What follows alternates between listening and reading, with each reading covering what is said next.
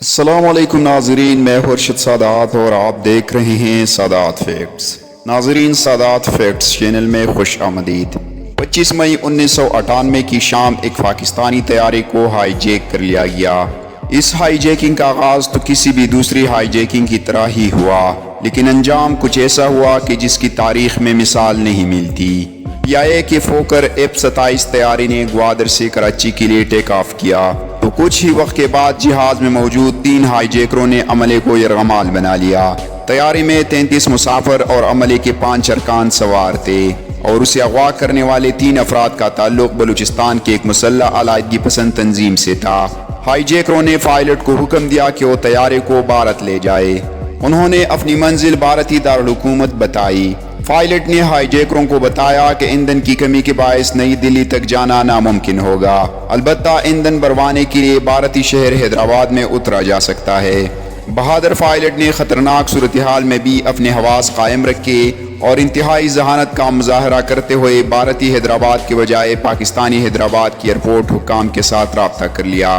Pilot نے کمال مہارت سے ہائی جیکروں کو تاثر دیا کہ وہ بھارتی حیدرآباد کے بوجھ ایئرپورٹ کے حکام سے بات کر رہا ہے، جبکہ در اثنا یہ کمیونیکیشن پاکستان ایئر فورس نے بھی سن لی تھی۔ صورتحال کی نزاکت کو دیکھتے ہوئے پاک فضائیہ کی تیاری بھی فضا میں بلند ہو چکے تھے، جبکہ دوسری طرف حیدرآباد ایئرپورٹ کے حکام اور پائلٹ کی حاضر دماغی سے ہائی جیکر بھی یہ دھوکہ کھا چکے تھے کہ وہ بھارتی شہر حیدرآباد کے بوجھ ایئرپورٹ پر اتر رہے ہیں۔ طیارہ پاکستانی شہر حیدرآباد کے ایئرپورٹ پر تو لینڈ کر گیا، مگر اب ہائی جیکروں پر قابو پانے کا مشکل مرحلہ سامنے تھا۔ اس صورتحال سے نمٹنے کے لیے ASP ڈاکٹر عثمان انور اور ASP حیدرآباد اختر گورچانی نے ہمت اور ذہانت کا مظاہرہ کیا اور بھارتی افسران رام اور اشوک بن کر طیارے میں پانی اور کھانا پہنچانے کے بہانے داخل ہوئے۔ انہوں نے ایک دوسرے کے ساتھ ہندی زبان میں گفتگو کر کے بھی ہائی جیکروں کو خوب چکما دیا اور ان کے ساتھ مذاکرات کر کے انہیں قائل کر لیا کہ وہ خواتین اور بچوں کو جانے دے، جس کے بعد انہیں ایندھن فراہم کر دیا جائے گا اور وہ نئی دلی روانہ ہو سکیں گے۔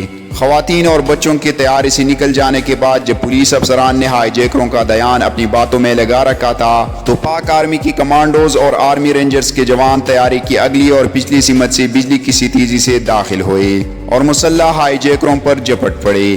اتفاق سے اسی دوران طیارے کے اندر موجود ایک پولیس افسر نے، جس نے بھارتی افسر کا روپ دار رکھا تھا، جوش میں آ کر اللہ اکبر کا نعرہ بھی بلند کر دیا، جس پر ہائی جیکر چونک اٹھے اور ان پر گولی چلا دی، لیکن خوش قسمتی سے وہ بچ گئی۔ پاک فوج کی شردل کمانڈوز کا حملہ اس قدر اچانک اور خوفزدہ کر دینے والا تھا کہ ہائی جیکر بموں سے لیس ہونے کے باوجود بے بس ہو کر رہ گئے اور 2 منٹ سے بھی کم وقت میں تینوں کو زندہ گرفتار کر لیا گیا۔ ان تینوں مجرموں پر مقدمہ چلایا گیا اور بالآخر 28 مئی 2015 کو انہیں پھانسی دے دی گئی۔